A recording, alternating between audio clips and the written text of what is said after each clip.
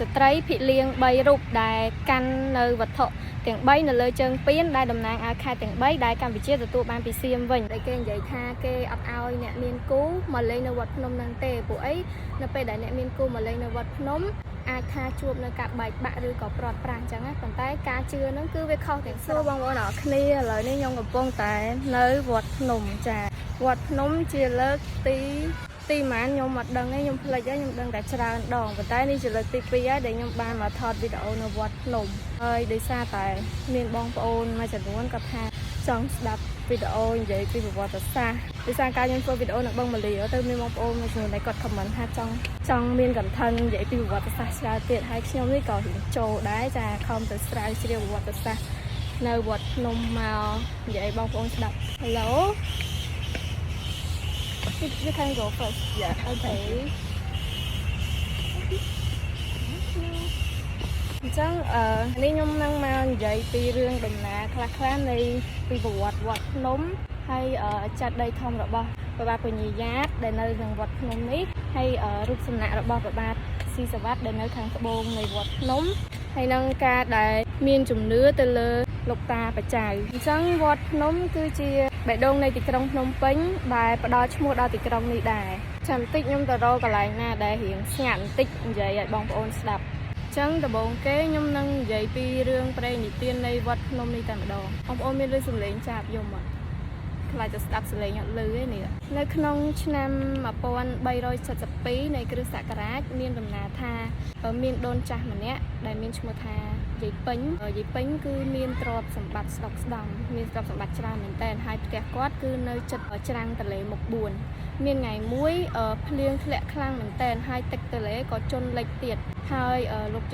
ใหญ่ปิ้งก็บานจอกตือกระปงตึกนังแล้วไปได้กอดจอกตือก็กอดบานเคินก็เลยตึกเคินดามก็กีทอมมวยได้แต่มอเตอร์นั่นเลยจรังทะเลกระปงตึกนั่งอะแต่ต่อมาลูกใหญ่เป็นก็เลยเติร์เคยดามกับกีนังก็กอดเคยมีนรูปปะเดมาบุญอังในขนมดามกับกีนังได้ให้ปะเดมาบุญอังนังได้มีนโดยเชียตีมุ้ยปะเดมาเปรวิสนุได้เฟิร์มปีคลามทมอได้อังเลยให้ทัดเจ็ดสโตนตีปีมีนปะเดมาเปรปดได้เฟิร์มปีมีให้ตีใบมีนปะเดมาเปรอันได้เฟิร์มปีสมรัตให้ปะเดมาเปรกำใจได้เฟิร์มปีหลงหันไปนั่งลูกใหญ่เป็นกอดเตะเหมือนเต้นไปได้บ้านเคยปะเดมาถึงบุญอังนั่งให้กอดให้เนี่ยสกมือให้เนี่ยสกปีเพียซาคเนียเฟอร์เจียสรอมมุ้ยลำใบเฟอร์เจตีสการะกระโบจีอย่าเต้ตุ่มเดียมตุ่มรอบนี่คือมาเยอะมีนตามบิดามาให้อาแต่ไปยังเคยประเทศเคยแต่ใจดอนในวัดทศสัตว์ในกระไหลน้ำมุ้ยคือตายแต่โยมากระโบจีไอทุกช่วยจิตติสการะไอจังเตยประตอบมาลูกใหญ่ปิ้งก็โดยเชียเนี่ยสกบานดังไฮปะเดมาถึงบุญอังนั่งแต่การอัสรอมแต่บานสางสองที่ประตอบมาเตี้ยมีนโกนเนี่ยสกเนี่ยพุ่มไอจังอ่ะบานตึกบัวเรียนสนาไซในอัสรอมนั่งจังลูกใหญ่ปิ้งก็เคยจังก็กอดจำนายถาวิกาพอคล้วนดำใบสางซองเปรียวิเฮียมวยในอัสรอมนั่งจังดอยซาแต่เคยมีนปิโคจิชราหมักบัวเรียนในวัดนั่งชราจังนะเนี่ยสระเนี่ยพุ่มก็สำหรับสร้างสร้างเชียวัดมวยนี่ลาวได้ให้ท้าวัดพนมโดนปิ่งได้โยชมัวแตะตรงกันนังชมัวใหญ่ปิ่งแล้วหดมาดาวสับไงหนึ่งให้กลายมาดาวราชการประบาดปุญญาวัดพนมโดนปิ่งนี่ก็ตระบานเกโดชมัวมาเชียวัดประจัดได้บรปวดวิ่งอะไรนี่ยมมาใหญ่ปีจัดได้ทมหรือว่าประบาดปุญญาวิ่งได้จัดได้ทมนี่ได้คือเนื้อขังกร้อยเปรี้ยววิในวัดพนมแต่มาดจังเนื้อไปได้ประบาดปุญญาบานประโดเรียนนี้ปีตัวบาสานได้เนื้อไข่กระปงจามนังมากรองจัตมุกวิ่งได้เชียติกรองพนมเป็นสับไงนังกรองจัตมุกนังได้ซาแต่เมียนทะเลบุญประสับขณีเมียนได้เชียทะเลซาบทะเลไม่กงเลือทะเลไม่กงกร้าวให้นั่งทะเลมาสะทะเลบุญประสับขณีมันคล้ายๆเชียทะเลจัตมุกนับไปได้ปะอังปะโดเรียนนี้มาติดกระดองจัตมุกในวิ่งวัดนมโดนปิ้งตระบานเกษาซองรวยดอลให้ตั้งปีราชการระบอบเปรียบาททอมเรียเชียตีมวยได้เตยเชียเปรียบดาระบอบแบบปุญญา ហើយនៅពេលដែលប្របាទពញាយ៉ាតទ្រង់បដូររាជធានីមកក្រុងចតុមុខនេះទ្រង់ក៏បានប្រសិទ្ធនាមទីក្រុងថ្មីនេះថាក្រុងចតុមុខមង្គលសកលកម្ពុជាធិបតីសេរីធរៈបវរអន្តបត្តិបុរីរដ្ឋរាជសីមាមហានគរដែលយើងហៅថាជាទីក្រុងចតុមុខឬក៏ទីក្រុងភ្នំពេញសប្តាហ៍ថ្ងៃនេះដែរចេតិយធំរបស់ព្រះបាទពញាយ៉ាតនេះត្រូវបានសាងសង់ឡើងដោយ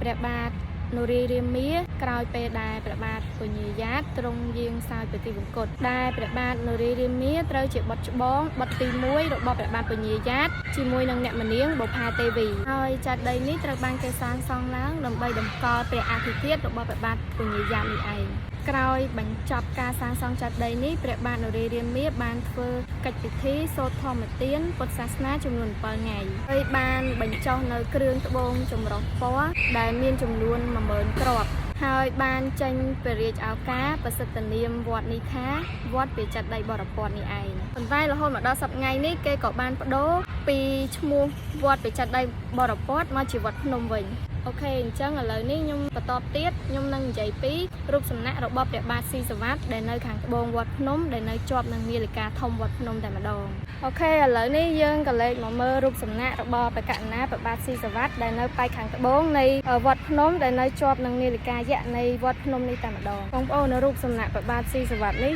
គេធ្វើអំពីសំរឹទ្ធដែលសាងសង់ឡើងនៅឆ្នាំ1909នៃគ្រិស្តសករាជប៉ុន្តែរូបសំណាកដើមត្រូវបានគេយកទៅតម្កល់នៅសារមន្ទីរជាតិភ្នំពេញពេលបងប្អូនទៅលេងសារមន្ទីរបងប្អូនច្បាស់ជាឃើញហើយរូបដែលគេដាក់នៅវត្តភ្នំនេះគឺជារូបដែលគេសូនឬចម្លាក់ដែលគេសូនទេនៅឆ្នាំ1998ដែលគេធ្វើសូនរូបចម្លាក់ព្រះបាទស៊ីសុវត្ថិហ្នឹងរូបសំណាករបស់ទ្រង់ត្រូវបានគេសាងសង់ក្នុងឥរិយាបថគង់លើព្រះបល្ល័ង្កដើម្បីទទួលនៅវត្ថុតំណាងនៅខេត្តទាំង3ដែលកម្ពុជាទទួលបានពីសន្ធិសញ្ញាបារាំងសៀមវិញដែលសន្ធិសញ្ញាបារាំងសៀមនេះគឺគេចុះនៅថ្ងៃទី15ខែមិនិនា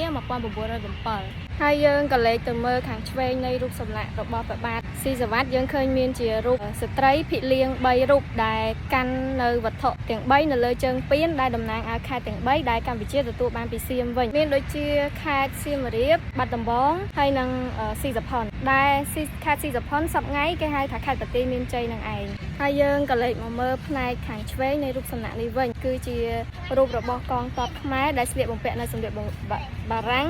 ព្រមទាំងកាន់នៅទង់ជាតិបារាំងផងដែរដែលជាអ្នកជ្រោមជ្រែងទទួលបានខេត្ត3នឹងត្រឡប់មកវិញយើងមើលខាងក្រោមគេនោះគឺជាសុំរូបរបស់ទេសាភិបាលបារាំងប្រចាំនៅប្រទេសកម្ពុជាផងដែរហើយឥឡូវនេះខ្ញុំនឹងនិយាយពីជំនឿ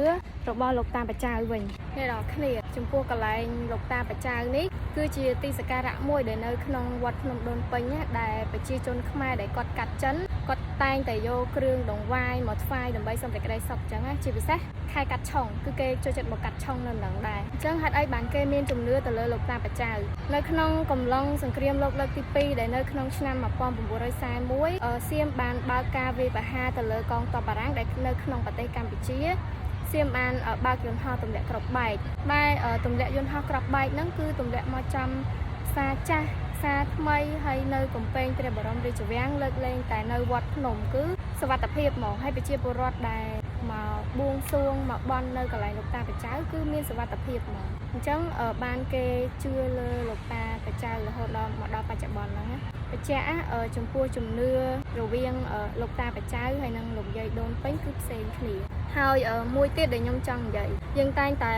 ឮពាក្យចចាមអារាមដែលគេនិយាយថាគេអត់ឲ្យអ្នកមានគូមកលេងនៅវត្តភ្នំហ្នឹងទេពួកអីនៅពេលដែលអ្នកមានគូមកលេងនៅវត្តភ្នំអាចថាជួបនៅការបែកបាក់ឬក៏ព្រាត់ប្រាសអញ្ចឹងណាប៉ុន្តែការជឿហ្នឹងគឺវាខុសទាំងស្រុងហ្មងកម្មពិតទៅការបន់ស្រន់នៅវត្តភ្នំនេះគឺជាទីកន្លែងដែលស័ក្តិសិទ្ធិណាដូចជាគេចូលចិត្តមកបន់ស្រន់ពីបញ្ហាសុខភាពបញ្ហាការងារបញ្ហារស់ស៊ីជួញដូរអីផ្សេងៗគឺគេមកបន់ស្រន់នៅហ្នឹងគឺស័ក្តិសិទ្ធិមែនតើក្រោយពេលដែលបន់ស្រន់គឺយើងត្រូវថ្វាយជាដង្វាយទៅកាន់លោកយាយដូនពេញវិញដែលគេហៅថាការលាបណ្ណន់ហ្នឹងអញ្ចឹងបងប្អូនឈប់យល់ច្រឡំទៀតអ្នកមានគូពេលមកលេងនៅហ្នឹងទៅវិញគឺបែកបាក់ព្រាត់ប្រាសហ្នឹងវាមិនមែនជាការប៉ັດទេកន្លែងលោកយាយពេញគឺជាកន្លែងដែលបន់ស្រន់ដែលស័ក្តិសិទ្ធិបំផុតអូខេអញ្ចឹងវីដេអូមានតែប៉ុណ្្នឹងទេចាំមើលតិចទៀតខ្ញុំដើរទៅមើលរូបសំណាកលោកយាយពេញដែលគេសង់មួយទៀតនៅខាងផ្នែកខាង នៃវត្តភ្នំនេះតែម្ដងព្រោះដែរបានទៅទេពេលមកគឺមកលេងតែបរិវេណនៅវត្តភ្នំហ្នឹងទេអញ្ចឹងវីដេអូមានតែប៉ុណ្្នឹងទេបាយបាយអ្នកនរគ្នាជួបគ្នាវីដេអូក្រោយទៀត